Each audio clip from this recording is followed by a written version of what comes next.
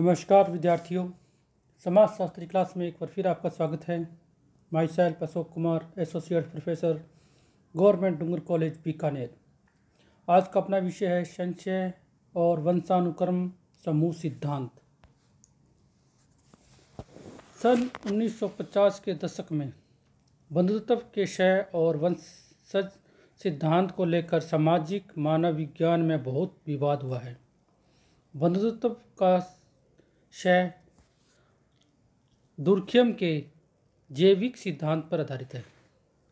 बंधुत्व का क्षय सिद्धांत किस पर आधारित है? दुर्खेम के जैविक सिद्धांत पर आधारित है। इसके अनुसार किसी भी जनजाति के विभिन्न गोत्र अपने व्यक्तिगत अस्तित्व को रखते हुए जनजाति के अन्य गोत्रों के साथ बंधे रहते हैं। इन विभिन्न श्रेय गोत्रों में पारस्परिक आदान प्रदान होता है। गोत्र दूसरे गोत्र से विवाह संबंध द्वारा जुड़ते हैं। वे जनजातियां जो बहुअंशक या द्विअंशक है, विवाह संबंधों द्वारा एक सूत्र में बन जाती हैं।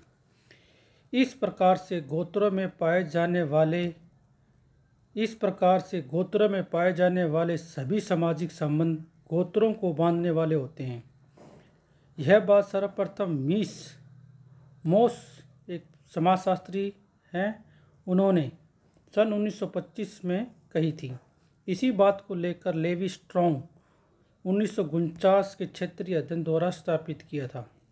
लेवी स्ट्रॉन्ग ने बंधुत्व के श्रेय सिद्धांत को एक और पैनी दृष्टि प्रदान की थी। उन्होंने कहा कि प्रत्येक जनजाति में कई खंड होते हैं। इन खंडों में विवाह संबंधी व्यवहार का विनियम होता है। इन खंडों में लड़कियां विवाह में दी जाती हैं और भी ली जाती हैं। लेवी स्ट्रॉन्ग के अनुसार विवाह के इस आदान प्रदान के दो स्वरूप हैं। नंबर एक परिवार के समूह का दूसरे समूह से लड़की लेना या देना, अर्थात एक परिवार के समूह का दूसरे समूह की लड़की लेना या देना है। नंबर 2 असीमित विनियम, जिसमें कुछ बंधु समूह के साथ ही विवाह संबंध रखते हैं और अपने कुछ रिश्तेदारों के साथ विवाह संबंध स्थापित पसंद किए जाते हैं। ऐसे विवाह संबंधों को अधिमान्य विवाह कहते हैं। लेवी स्ट्रॉन्ग ने अधिमान्य विवाह को विशेष रूप से अध्ययन किया है। लेवी स्ट्रॉन्ग ने अधिमान्य विवाह का विशेष रूप से अध्ययन किया है। बंधुत्व श्रेय सिद्धांत के ठीक विपरीत वंशानुक्रम सिद्धांत है। वंशानुक्रम सिद्धांत, जैसा कि फ्रोड्स का कहना है कि एकावंशीय वंशानुक्रम समूहों के विश्लेषण पर जोर देता है। इस सिद्धांत के अनुसार समाज पृथक खंडों से बने हैं। ये खंड अपनी आंतरिक एकता के कारण अपने पृथक अस्तित्व को बनाए रखते हैं। ये सब खंड समाज की आंतरिक सुदृढ़ता द्वारा एक सूत्र में बंधे रहते हैं। बंधुत्व का वंशानुक्रम सिद्धांत मुख्यतः उस आधार सामग्री पर बना है जिसे सामाजिक मानव वैज्ञानिकों ने अफ्रीका और ऑस्ट्रेलिया की जनजातियों के अध्ययन से प्राप्त किया है। वंशानुक्रम और क्षय सिद्धांत एक दूसरे से पृथक नहीं देखे जा सकते। ये सिद्धांत समाज की जटिलता से जुड़े हुए हैं। यदि हम वंशानुक्रम और क्षय सिद्धांत को देखते हैं तो हमें इन्हें समाज की प्रकृति और संस्कृति, समाजी संरचना की प्रकृति, विवाह के नियम, विवाह के सिद्धांत आदि के संदर्भ में देखना पड़ेगा।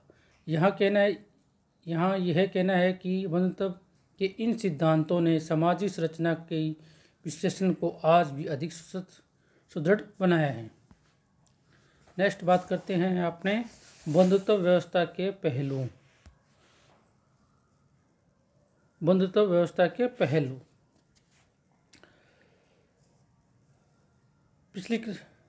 अभी आपने बात की थी कि बंधुत्व व्यवस्था संबंधी सिद्धांतों के विकास का एक अहम विश्लेषण किया है। इससे स्पष्ट है कि सामाजिक विज्ञान के बंधुत्व के क्षेत्र में बड़े महत्वपूर्ण अनुसंधान हुए हैं। सामाजिक मानव वैज्ञानिकों की राय में आदिम और सभ्य समाजों के विश्लेषण में बंधुत्व का संदर्भ एक पैनी दृष्टि से प्रदान करता है। अब हम बंधुत्व की विस्तृत व्याख्या करेंगे और ऐसा करने के विभिन्न पहलुओं का विवेचन करेंगे। सरल और अविकसित समाजों में मनुष्य की परिस्थितियों को उनकी प्रदत्त परिस्थितियाँ जाना जाता है। व्यक्ति का समाज में स्थान, उसके अधिकार और कर्तव्य, संपत्ति पर उसका दावा, ये सब तो इस तथ्य पर निर्भर है कि वास्तविक संबंधों में वंशावली संबंधों के जाल में इनका क्या स्थान है। मनुष्य के प्राथमिक संबंध उनके बंधुत्व संबंध ही हैं और बंधुत्व संबंधों का बहुत बड़ा आधार उनकी वंशानुक्रम समूह की सदस्यता है। बंधुत्व और वंशानुक्रम एक ही नहीं, एक अर्थ में वे सब लोग बंधुत्व वैसे जन हैं जिसका समान रक्त है। अर्थ हुआ कि एक पूर्वज का संतान जिसकी नसों में एक ही पिता का रक्त रहता है, एक ही रक्त बहता है। अर्थ यह हुआ कि एक पूर्वज में संतान जिसकी नसों में एक ही पिता का रक्त बहता है, रक्त संबंधी सहजन है। रक्त संबंधी सहजन केवल जैविकी आधार पर ही नहीं गिने जाते, जैसा कि प्रसिद्ध समाजशास्त्री रिवर्स ने कहा है कि बंधुत्व व्यवस्था जैविकी बंधन की एक सामाजिक मान्यता है। बाद में अन्य लेखकों या समाजशास्त्री ने बंधुत्व के अर्थ का इतना खींच लिया कि बंधुत्व संबंध केवल सामाजिक मान्यता प्राप्त रह गया है और इसका जैविकी संबंधों से कोई वास्ता नहीं रहा है। शायद बंधुत्व का ऐसा अर्थ अनुचित है।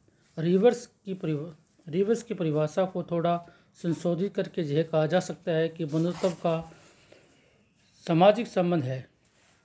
बंधुत्व वह सामाजिक संबंध है जिसकी अभिव्यक्ति जैविकी मुहावरों में होती है।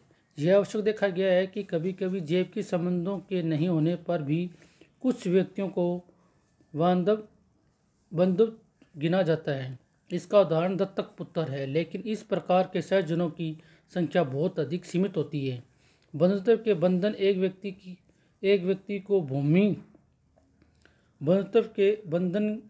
व्यक्ति को भूमि के हिस्सेदारी, परिवार की संपत्ति में साझेदारी और पारस्परिक सहयोग का अधिकार देते हैं। साधारणतः बंधुत्व व्यवस्था में दो प्रकार के सहजन होते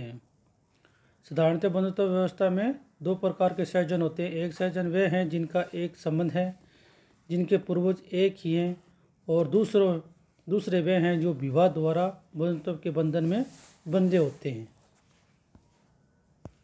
धन्यवाद।